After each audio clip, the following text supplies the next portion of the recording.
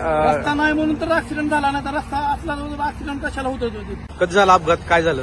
थोड्या वेळानं झाला ही पत्रकार गाडी ट्रक ड्रायव्हर आणि क्लिनर पिवाले होते. हा, फौजदारी स्कूलमध्ये शाळातला पोरगा होतं ती सायकलवर तिकडून चाललेलं होतं. ट्रकावरून तिला उडवलं. कुठून वरून चाललं होतं खालून चाललं होतं?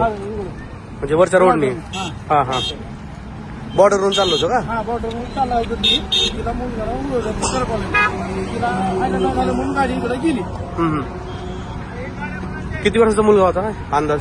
एक अंदाज असं 13-14 वर्षाचा असेल. शाळेतला होता का पद्धर स्कूलचा? शाळेतला होता. जागेवर मयत झाला काही हा, कसं? जागेवरच झालं. कुठला होता मुलगा, काय समजलं? म्हणाले ती कॉलेज तेवढं माहित नाही. पण चूक नेमकं म्हणजे विषय काय आहे नेमकं? ही सर्व्हिस रोडचं काम अडखळल्यामुळं? रोड चांगला, रोड आता ही बंद होतं तर ती मेलं नव्हतं. ती आता रोडचं काम झालं होतं ती मेलं नव्हतं ना. बरोबर. रोडचं फौजदारी स्कूल आहे, बीमार आहे, त्यांचं काम आहे ना रोड सर्व्हिस करावं लागतं. बरोबर आहे.